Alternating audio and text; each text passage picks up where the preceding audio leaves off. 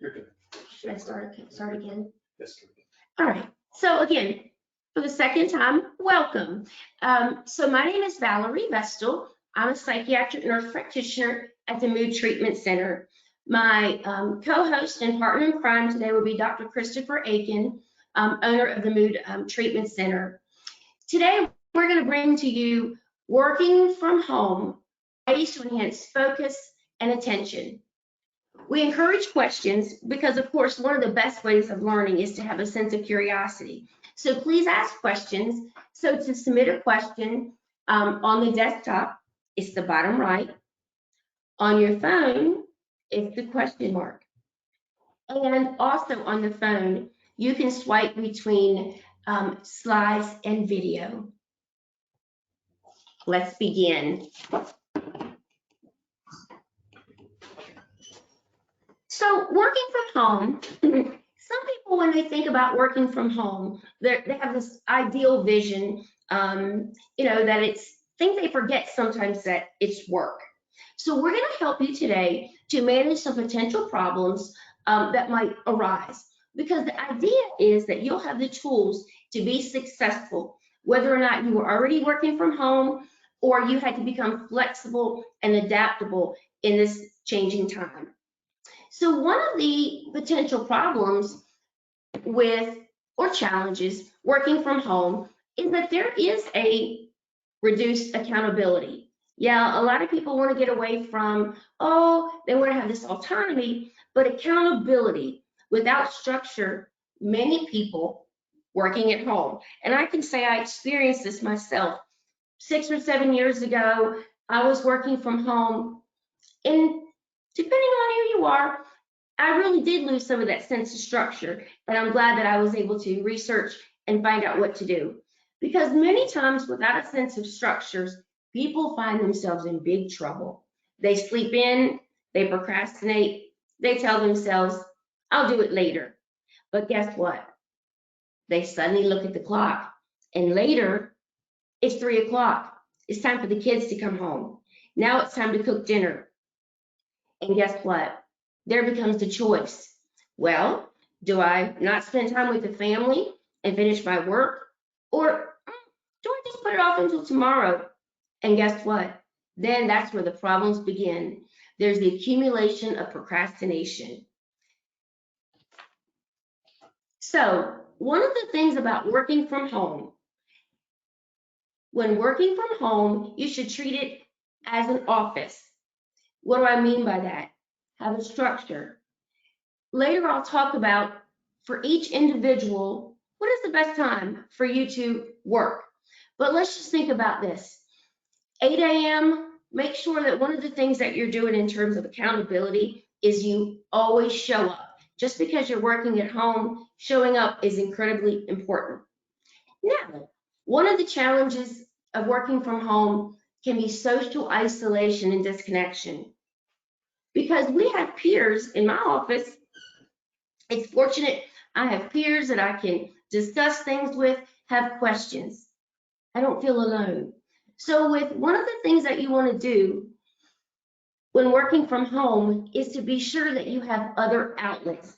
Now, in times of the coronavirus today, make sure that you are still engaging with people in online groups with hobbies. I was telling a friend today that, one of my things is fashion. So our group, we're having an online fashion show tomorrow. You got to be creative and think of ways that you can still get connection. Because because many studies show isolation and loneliness is one of the #1 things of depression. Number 3, sometimes it can be difficult to set boundaries, because when we are at home, in our home space, people often see it as home. Our friends, our family, that it's still work. The other thing that I experienced and I saw as a challenge sometimes is that when we're working from home, we can feel as we have little support. So if this is a new at-home work experience, you really do want to stay in touch with colleagues, because I remember working from home. It was a new job, new equipment. I really didn't know anybody. And so when that happens, it's hard to reach out, ask questions. When you're in an office, you can say, "Hey, John, now how did our boss say to do that? Now, what is that new piece of equipment?" But it's much more difficult when we don't have that face-to-face interaction.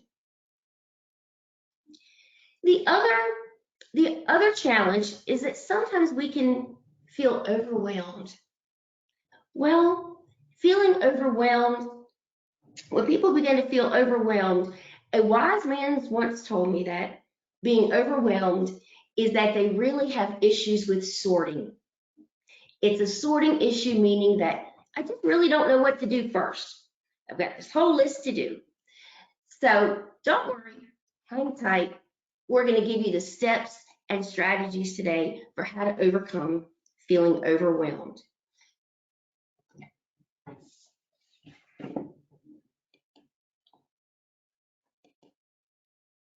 So one of the things when it comes to cognitive problems, there's areas with attention, memory, executive function, and social.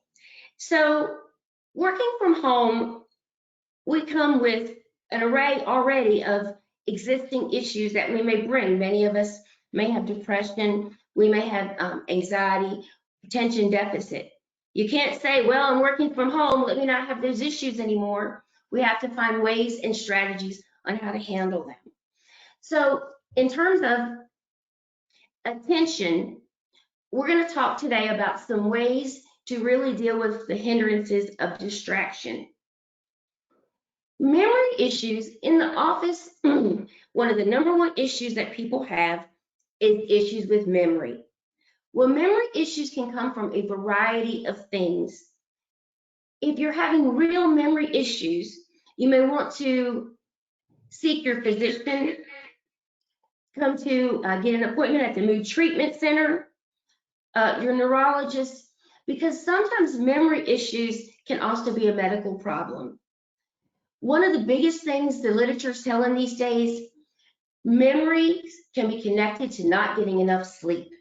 You want to be sure that you're getting at least 8 hours of sleep, and I've got some more information on that. The other medical things, people say, I can't remember. Sleep apnea, because of course it takes oxygen to be able to remember. So we want to make sure that memory, and I'm going to tell you some tricks and tips on how to increase your memory. Executive function. I'm feeling overwhelmed and don't know where to start. This is often some issues that we'll find our patients with attention deficit often report. They're impulsive, they're overwhelmed, having trouble with being on time because they really just don't have a sense of time. I can find myself sometimes getting engrossed in something and, oh, I didn't realize, particularly a patient conversation, wanting to really help them, then I lose track of time. Those can often be symptoms of ADHD, ADD. If that sounds like you want to make sure that you seek help with a professional ahead of time, particularly if this is a new experience working from home. Social issues in terms of cognition. So one of the things when we have some cognitive problems, the social, is that sometimes clients have issues with being able to recognize facial expressions. Someone may seem disinterested, or someone may seem as if they're mad, because when we have issues with cognitive problems, we have issues with interpretation and perception. All right, working from home, a biggie. Resist the urge to stay in your PJs. Because when we put an item of clothing on, it's important to adapt to the situation and to the characteristics associated with it. A lot of clothing is symbolic for us, whether it's professional attire or relaxing weekend wear. We behave in terms of the outfit that we have on. Keep in mind, you wouldn't wear your heels to the gym, So don't wear loungewear to work. Get dressed, be ready, show up. Now, in terms of getting dressed and get ready, showing up, well, let's also make sure that we have a place to show up and not on the couch. The couch is not a great place to work because, again, our brain is associated that, hey, this is a place to relax. Now, we understand that not everyone has the luxury of a dedicated office, and that's okay. Even if you live in a 500 square foot apartment, you can set aside an area that's work related. Some of the things in terms of your office, I'm going to give you some tips. Whether or not it's a small space or you have a dedicated room. So Pinterest really has some great ideas. The thing that I would look up is you want to put together a command center. And even a command center can be set up in your kitchen. What things would include a command center? You want a bulletin board. You want to have long hanging place for hanging files, because in terms of the command center, the things that you would want would be to do, things that have already been to file, to throw away. One of the things that you really want to also organize your computer files, because part of eliminating stress or reducing it with this new change is that you really do want things at your fingertips. And so when it comes to organizing your computer files, everyone is different. You want to know how your brain works, but I've recently done this. So I have some main categories. Well, I have a couple jobs. I work at the Mood Treatment Center, but I work for the United States Navy. I'm a lieutenant commander in the Navy Reserve. So I've set up a file for the Mood Treatment Center. And of course, then it has subfolders. Then you can have your personal.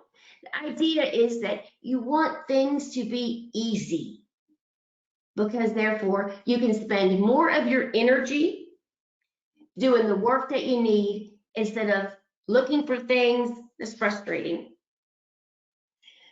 The other thing that you would really want for your office, if your office has a touch of your personality and is pretty, you'll want to go there. Work will be exciting. So bring in a plant to your office, whether, again, it's a spare bedroom. Make sure you have a sense of, it's about the senses. I would bring in a candle so it smells nice.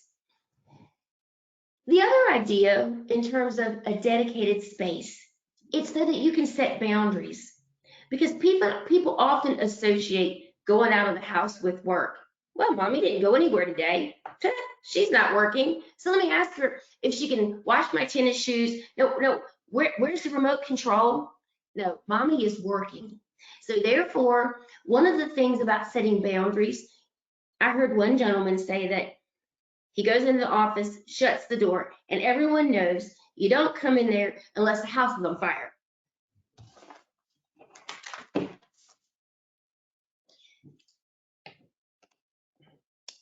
Tips for minimizing distractions. Oh boy, why is that important? Because not only is it annoying, but did you realize that it actually takes 23 minutes to recover from a distraction? So it's no wonder the work environment, sometimes people say they can't get anything at work done because of all the distractions. So let's make sure your environment is as distraction-free as possible.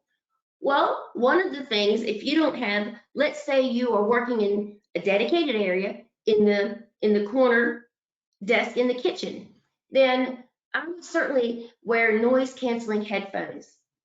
Now, one of the things, I would really try not to listen to music, because sometimes you get lost in the music, and if you're doing tedious work, it's difficult. Now, one of the things that people with attention deficit, we can get distracted by outside noise or the thoughts in our own head. And so with that being said, white noise. is really good. That's actually, I'll sneak this in, that's actually a little good tip for sleep as well. When people say they can't sleep, white noise can be helpful. Now I understand why my dad always went to bed with the TV on. That's wrong. Don't do that, but use some white noise. You can also place a sign on the door of your office. Please do not disturb. A biggie. As I was working on a major project, I found that this tip actually helped me. Placing my phone away from my workspace. Because I think we're just in the habit of, oh my, let me check it. And what is it? It's one of those distractions that it could cost me 23 minutes to recover from. So one of the things that you may want to consider, because I know that some people, if I said, don't be near your phone, well, they'll be concerned about children, aging parents. Well, I might actually have just a special little ringtone for those people, and they know it's an emergency only, and then I would really try just to ignore all others. So you have to make this work for you. Social media distractions. Wow, now that can really take up a lot of time. Later in the presentation, you're going to hear me talk about how to prioritize urgent versus important things. And let's just keep in mind that how much of social media is really urgent? Probably not. But sometimes I classified it under social media, but it's really not. Email. I can find myself sometimes, it's the little things. Email in itself can be distracting. So we want to make sure that I would recommend setting probably 2 to 3 times a day to check your email. And if you have a supervisor that really is into email, you could actually set up a little notice that says, these are the times that I'll be checking my email, so that people won't think you've abandoned them, but you can really stay focused.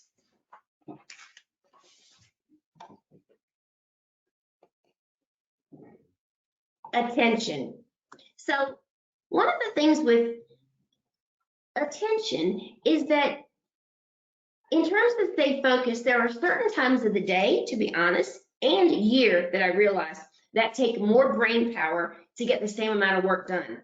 So what you want to do is let's determine what your ideal time of the day for brain performance is. Yes, our brain is a machine and can perform. Surprisingly, the answer is not as simply as I'm a morning or a night person. Every person's brain has an optimal time for creativity and problem solving versus tedious cognitive brain functions. So one study actually shows that people with seasonal depression, yes, they can get the same amount of work done in the fall. They can accomplish the same task in the fall, winter versus summer, but actually it takes a lot more brain energy in the winter, rainy days. And as I was doing the research, I was like, I know this is true, because the other day when it was raining, I was more tired. It seemed like, yes, I got my work done, but it did feel like it took more effort. And so what we're really trying to also help you do, there's a key word in here, how to be productive, because it is not about the amount of time I spend, but it's during this process of working from home, I want to be productive. So here's a key word in terms of attention. It's how much will it cost me in energy to do this task? So that's what we're really talking about in terms of being able to stay focused and find the optimal time. Studies have shown that some of the optimal times for working on tasks is actually mid-morning. And the reason so, it has to do with as we wake up, our temperature rising, and when our temperature gets at that ideal temperature, mid-morning seems to be the best time of day for completing those tasks that really require us to focus, that are sort of mundane.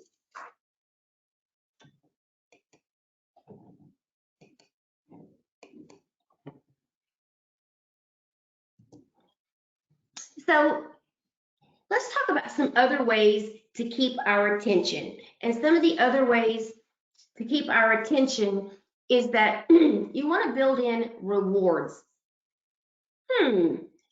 What is a reward? It's something that we look forward to, but it actually triggers something in our brain that makes us excited. So you'll notice that it does say chocolate. Now, I really want to keep in mind the difference. Just sitting and munching out on chocolate is actually going to do quite the opposite, make us feel sluggish and tired. But if I set goals and I say, after I finish spending 30 minutes working on this PowerPoint, then I'm going to have 3 bites of this piece of chocolate. It's something to look forward to. Our brain gets energized. We can get more dopamine. And of course, it increases our attention because we want to get the work done so that we can get our prize. I'm all about some prizes.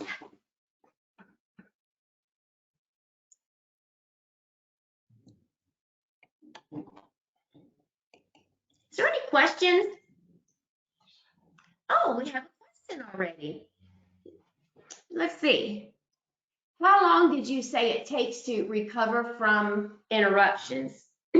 Yes, it takes 23 minutes to recover from an interruption. Let me just kind of go back to the interruption piece and the other thing I was about how to stay sharp at the best time. And it really does go back to circadian rhythm.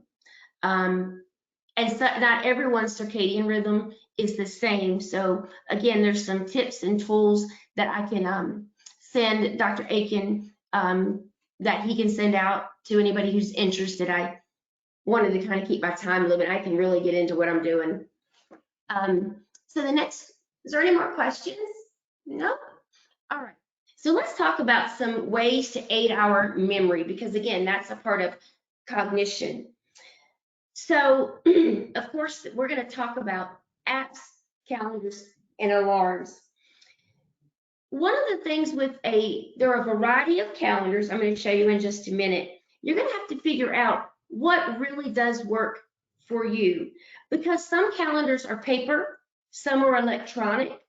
You know, I've heard some calendars are full page, some are where it's got hour by hour.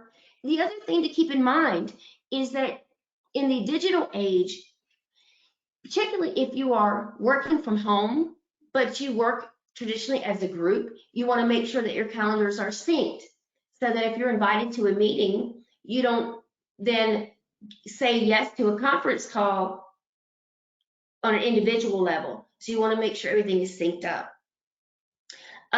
There are lots of, I'm just going to look for my phone, but there are lots of great tools out there, apps that can help with the calendars and memory. You have to decide which one is best for you. Oh, a daily journal and a to-do list. So in a to-do list, and I'm going to go into this in more detail, but the way to really get started is a brain dump. There's an awesome book that I read. It is called David Allen's Stress-Free Productivity. And if you don't write anything else down, write that down. You'll want to Google it. David Allen's, that's the author, Stress-Free Productivity. That book really changed my life in terms of, because yes, notice you're productive, but it helps eliminate the stress and the overwhelm. Remember when I was talking about being overwhelmed and it's a sorting issue? Because what it really is, oh my, I don't know what to do first. I've got all this stuff. And what happens, what David talks about, is that what happens to us, we have all this stuff, but it's in our head, taking up space. And I can really recall what he was saying. I'm at a stoplight, and I'm like, oh, I need to get the dog groomed. Well, can I get the dog groomed at a stoplight? No. But if I would have written all this down, it's out of my head, and it's not going to pop up. I'm not going to get heart palpitations because I didn't order the cupcakes for the PTA meeting. So when we talk about a brain dump, what you really want to do is look at all of the categories in your life. But we're specifically talking about work today. So with work, we have many roles. Part of your role might be that I have to correspond with my team and give them directions on their next steps. Whatever your roles are, you're going to want to write those down. Oh, let me back up. First, you just want to get everything out of your head, and I'll show you in a minute. I've got an example. The other thing with a daily journal, your appointments, important events. But you also, in the journal, sometimes I mentioned that it's difficult to be alone and have that space where you don't normally see your colleagues. I would also have a space for gratitude, a gratitude journal, just writing once a day the things you're grateful for. Organization, keep things in related places at home. This, if I can't say this enough, just reorganize the house. And I was not really sure where to keep my vitamins, because you want to think, okay, the vitamins, they seem like medicine, and I have organized all the medicine depending on what it's used for. But guess what? That really wasn't practical, because I wasn't going to go up on a high shelf and use and get the vitamins out every day. So I put a special space in the pantry. So one of the things to think about when you're organizing that command center is to put things where you actually will use them. The other piece of important information about being organized, whether it's with your to-do list or actually eliminating your office clutter, is to want to make sure that you keep things contained by, if you have a desk drawer, by little baskets to keep like items in there. A cluttered space equals a cluttered mind. Some memory tricks. So chunking information into smaller parts kind of goes, you can't eat an elephant all in one bite. I equate a lot of this also to accomplishing tasks. But I probably have a lot of nurses out there, and so it's associating names, a way to remember things. We always use algorithms, acronyms. For example, here in psychiatry, we do assess for substance abuse. With alcohol, we use the CAGE because each letter stands for something that I need to remember. So if you're really having trouble remembering something, associate it with something else. For example, let's say you're studying chemistry, but you are a hobby model car painter. Well, think about all the chemistry it took to mix that paint and get that special color of metallic purple.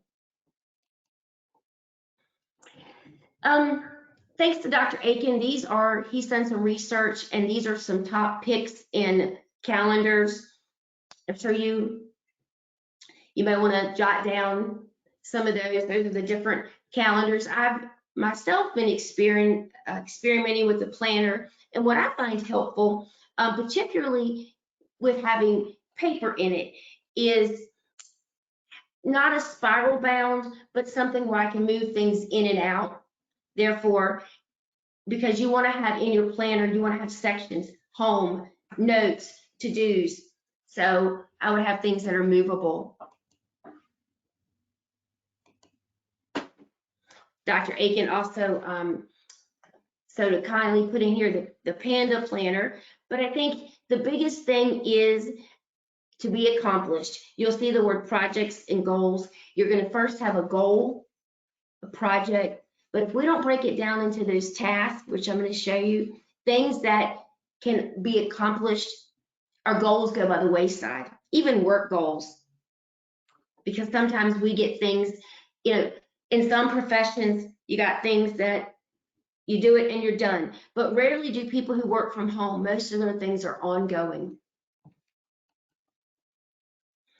Task completion. The biggest thing is to break down tasks into smaller steps. And I'm going to show you a system that I've been using. So here's the system. So when it comes, so first you're going to do that brain dump. You're going to write down every single thing that's in your head that I have to do. Then what you're going to do is defined, is it related to home? Is it related to work? Is it related to shopping? Then you're going to define the project in itself. So for example, I have a worksheet dedicated just for all the things I have to do with the Navy. But guess what? Going back to David Allen, stress-free productivity, what it really deals with is that even I may say I have to renew my certification for the Navy, but guess what? It really requires lots more than that. I can't just say, here's a check. So I'm going to show you the steps used to renew my certification with the Navy, because you'll see there are four tasks that in terms of Navy projects, but it's much more than that. So in terms of renewing my credentialing for the Navy Reserve, I can't get that done until I do all of these. I had to complete my personal profile, find my collaborative agreement that my physician signed, send in the collaborative agreement, determine 3 colleagues to request a reference, ask the colleagues if they would be a reference and send them in, follow up with the colleagues, request case logs from my supervising physician and send in the case logs. So how did all that come to fruition? Well, I gave you a small example. February, the first thing I did was I sent our physician a request to be a reference. Then I waited for a response. And then you can see the next column is follow-up. Well, what is my next action? Well, sometimes your next action is simply that I'm waiting for the other person to respond. But you know what? We have to be personally accountable. At the end of the day, the Navy's not going to say, well, Dr. So, you're okay, Lieutenant Commander Vestal. I know Dr. So-and-so didn't send you that stuff. So my next action, it says that I will follow up if I get no response in 48 hours. Then what is another piece? I had to locate my collaborative agreement. I found it, but guess what? The signature was outdated. So then the next step is to ask the physician to sign it. Follow up again in 48 hours if there's no response. Then I did receive my professional reference.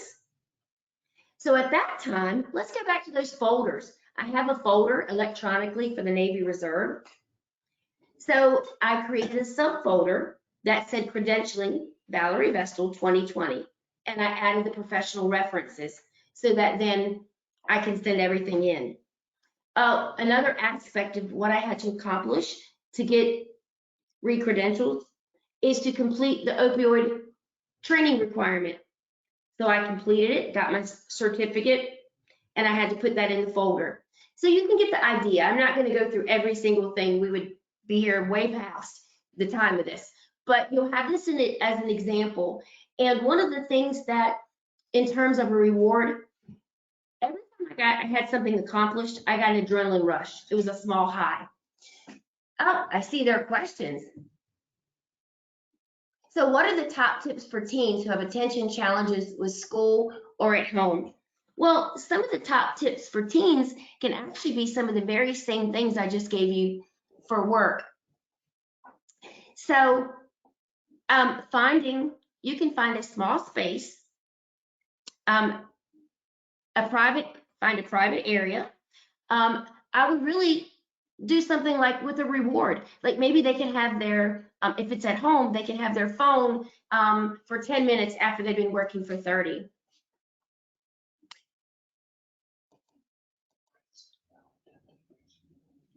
Yeah, and make sure that they 10-minute breaks every hour.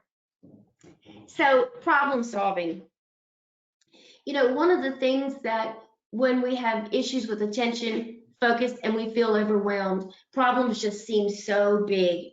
One of the things is to ask good questions. And some of the good questions would be, okay, what's causing the problem? Who are the people involved? And so, for example, I think the biggest one, though, is what is my desired outcome? What do I really want to happen? I personally have learned that this year, because sometimes we as humans, we go into way too much detail. It's what I want to happen, who do I need to say it to, and do I have a plan A and a plan B? And we want to make sure that the solution that we pick has the least amount of negative consequences. All right, so I'm ready to switch it over to Dr. Aiken so he can present his piece, unless there was another question. Oh, I see a question. Urgent interruptions make her behind and stressed. Oh, thank you for bringing that. Oh, thank you for bringing that up. I actually should have talked about Eisenhower's matrix.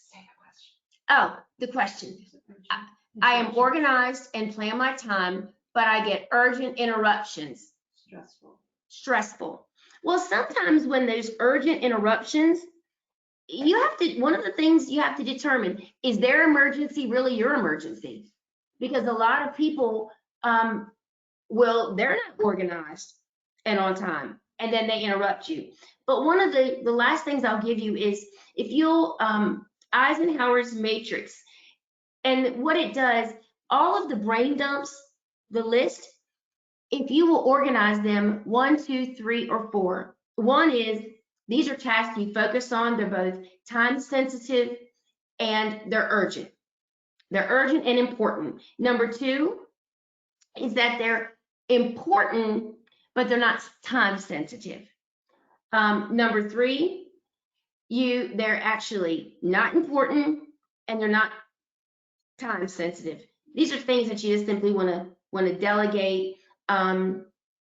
They're actually things like reading professional journals. They're important at some levels, but they're not the most important thing that I need to be doing.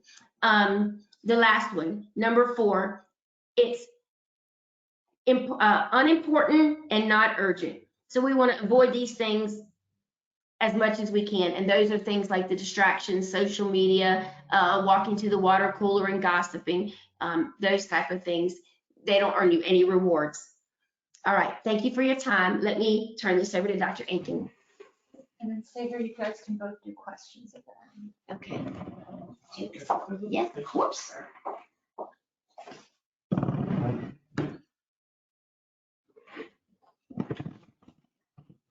Hello, I'm Dr. Aiken, and I'm going to talk about how memory changes with age. So the good news first, that brain function peaks at age 35 to 45. That's when you're going to do the best on simple cognitive tasks like memory, working quickly, multitasking. And then the bad news is that declines with age. So after age 45, your ability starts to go down, particularly in multitasking and in short-term memory. After age 65, we'd expect a normal person to have their memory go down about twice as fast. So on average, you might experience a decline in your memory and mental speed between 45 and 65, slowly, barely noticeable, and after 65, it tends to get faster. But there is some good news. Let me see, I'm apologizing, I need to be able to see my slides. There we go. So the first things that tend to go in those years of late middle age and early older age are the ability to multitask, remember conversations, remember recent events. This can be embarrassing, like feeling like you told people the same story again and again, remembering your to-do list, and remembering people's names. So there's ways to accommodate for each of these. You know, it's not natural actually to remember people's names.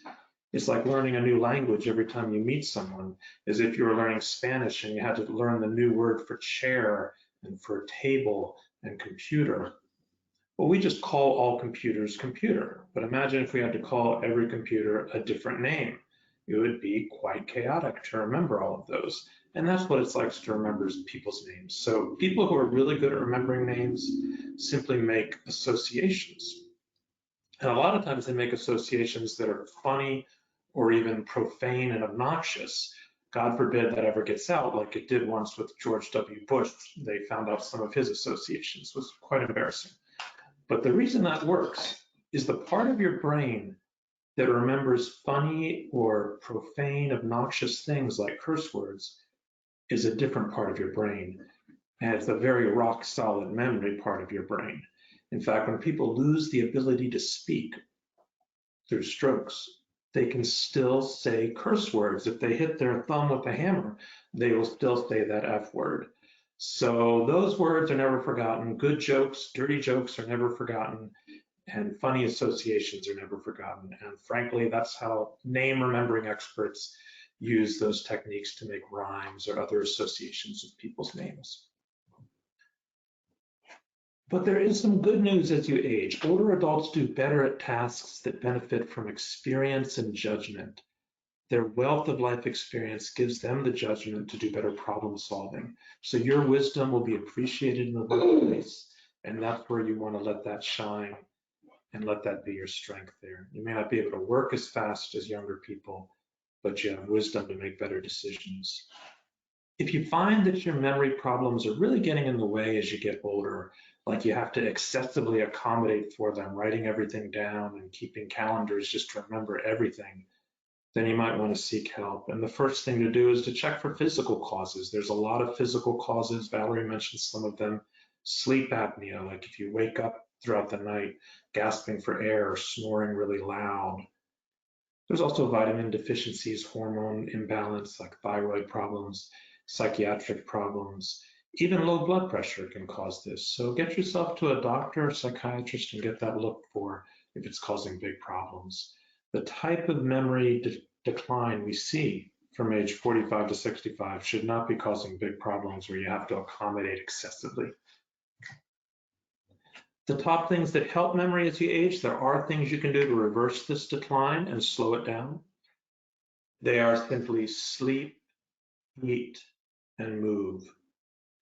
So sleeping 7 to 8 hours at night, mild aerobic exercise, and eating a Mediterranean diet have the top research to help memory. All of those have better research than the so-called brain games, but the brain games do help a little bit as well. So I put number 4, games and just practicing staying active with your mind, people who use their mind more in a variety of ways, not just playing musical instruments all day, but having conversations, reading, learning, cooking, playing pool, all these varieties of things, using the brain in different ways. And what's surprising is some of the best research we have is actually for these so-called dexterity games like darts and bowling and pool and ping pong.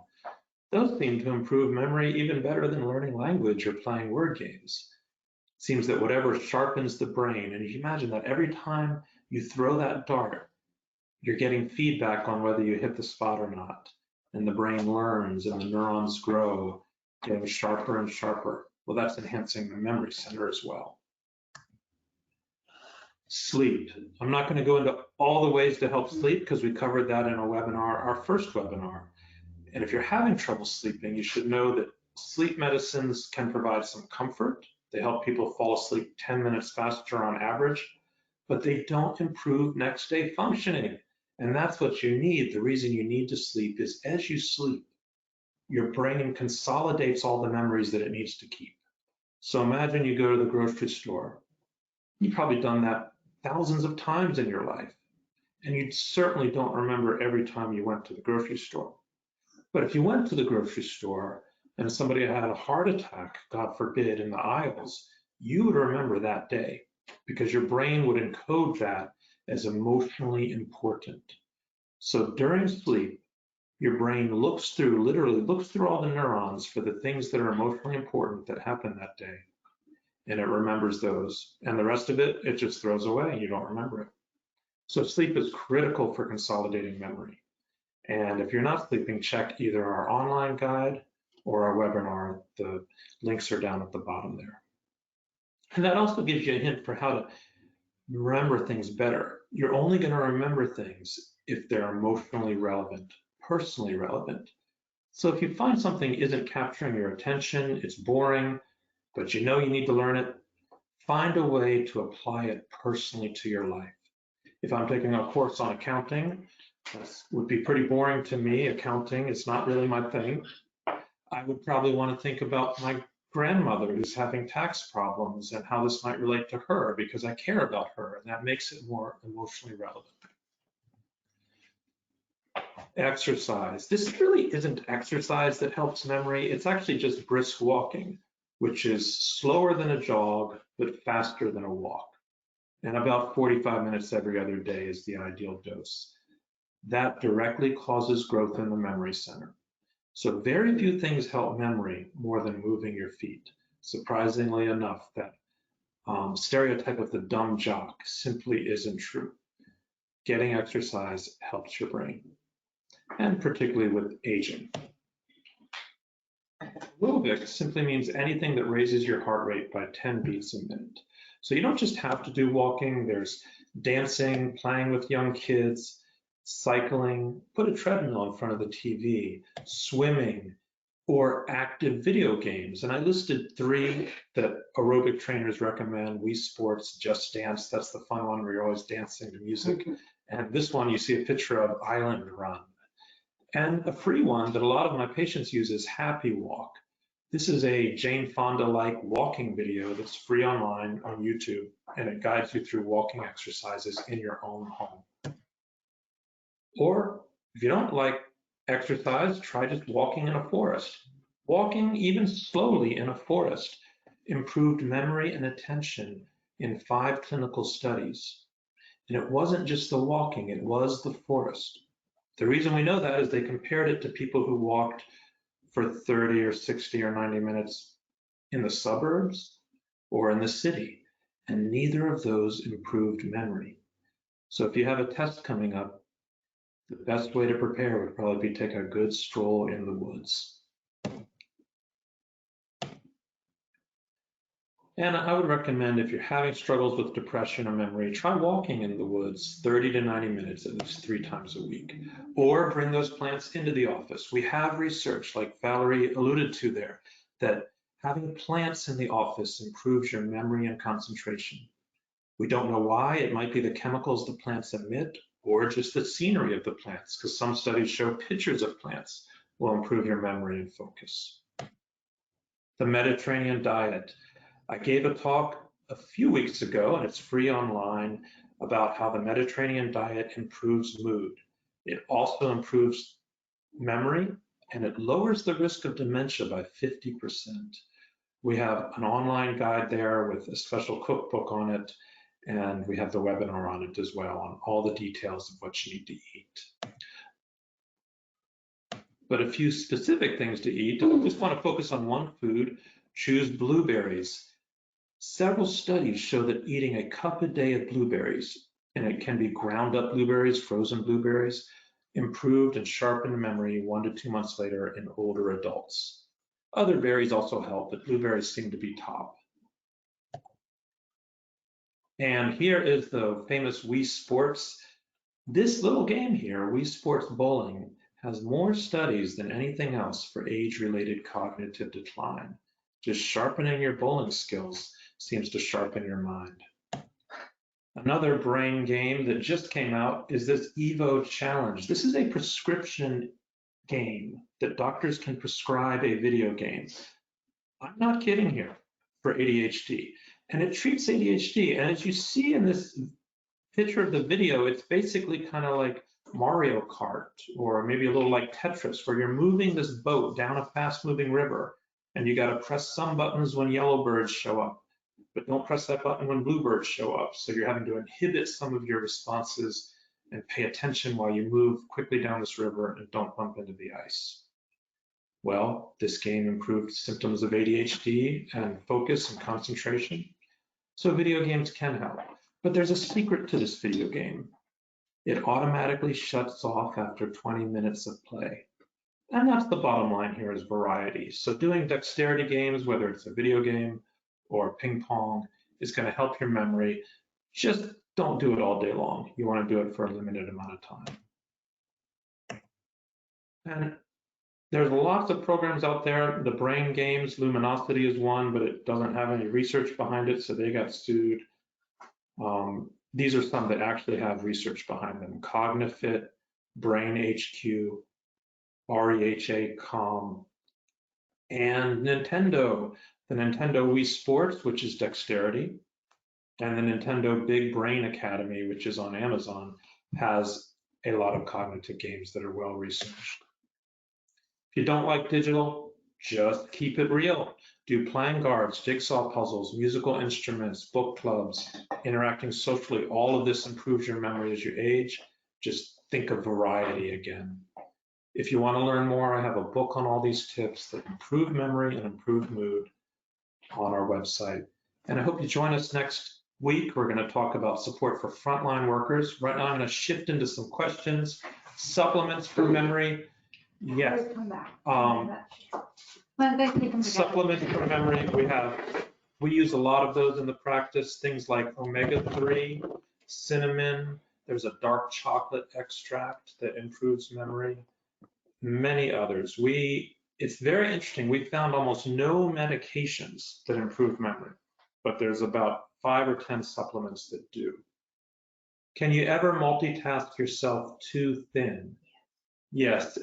As you multitask, you're paying less attention to each task, and you're not getting into that deep focus.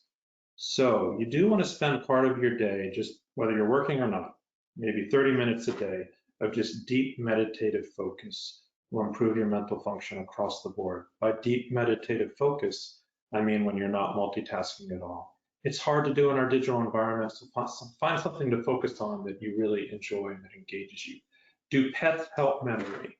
I'm not aware that they do. They probably do some. It seems that any engagement with the natural world, whether that's forests, lakes, or pets, improves mood and memory. So I would guess that they do. Well, Dr. Aiken, I just read something recently about pets. Tell us. Not necessarily about the memory, but it was about mood. Because particularly in this phase of social isolation and touch, not hugging people, about how pets, when you touch your pets and you pet them, it increases oxytocin in your brain. Oh. So That's true, that social connection. And pets are keeping you physically and mentally active. So I would have no doubt that they improve memory. And taking your dog for a walk is a great way to do it. yes, it is. Another question, I'm a new teacher and planning my wedding. Any tips for not getting overwhelmed? There, you want to not try to fight it. A wedding is going to be overwhelming in many ways, and any energy you spend trying to not be overwhelmed, trying to fight it, is just going to be wasted energy. So embrace the rush as you go through it. We do have an upcoming webinar on mindfulness, and mindfulness does improve memory and it treats ADHD. Google executives use it. A lot of companies use it. And mindfulness is the best tip for not getting overwhelmed. It allows your brain to intuitively sort and prioritize so that your brain focuses on the most important thing. I'll give you one secret of mindfulness. It does not involve getting rid of stuff or ignoring stuff or pushing stuff away. So that's what I mean by you don't want to try to not get overwhelmed. Allow the overwhelming stuff to come at you and focus your mind on the things that matter the most and are most pressing at that moment while you're planning for a wedding or any other kind of crisis. And join us for that mindfulness webinar coming up, because I can't explain all that briefly. Another question, do we have any other bowling? Is real bowling better than Wii bowling? I am so curious to know. Probably so, but I want to say the Wii bowling has been studied in a lot of older adults and it works. So if you have carpal tunnel like you suggested, don't go bowling. Maybe there's a lot of reasons not to go bowling. So you can get a lot out of that Wii game where you're moving with the game and having to use dexterity. How do you take cinnamon? There are cinnamon, just a teaspoon a day of cinnamon is what they've used in a lot of studies. You can sprinkle it on anything. Just a teaspoon a day helps memory and prevents diabetes. And there's a type of cinnamon called Ceylon, C-E-Y-L-O-N, which is the safer type. There is another type of cinnamon, I'm sorry, I forget the name, that was associated with some liver problems. Dr. Aiken, I would also like to say that when the lady was asking about her wedding and not getting overwhelmed, that's probably a perfect opportunity to write down everything that needs to, in terms of planning a wedding, write down every single thing that you have to do. And then what you want to do is begin to prioritize that. And what part can you delegate? And when you think about urgent versus important, some of those things have a timeline that I may have to reserve, like the church, a year out. But then there's some other things that actually can be done within a few weeks. So first, get it out of your head, because otherwise it'll pop up when you're trying to teach and your heart will start beating. Very good. And the final question, will we post the YouTube link and slides? Definitely we will. That'll be up within the next 24 hours. Thank you everyone for joining us and making this a good experience. I hope it was pleasurable. And remember that your brain will work better when you're in a pleasurable mode. Pleasurable music, keeping a little bit of candy next to your desk, knowing that you might be able to eat it when you're done with your work. Anything that makes your life more enjoyable is going to make your brain work better. Thank you.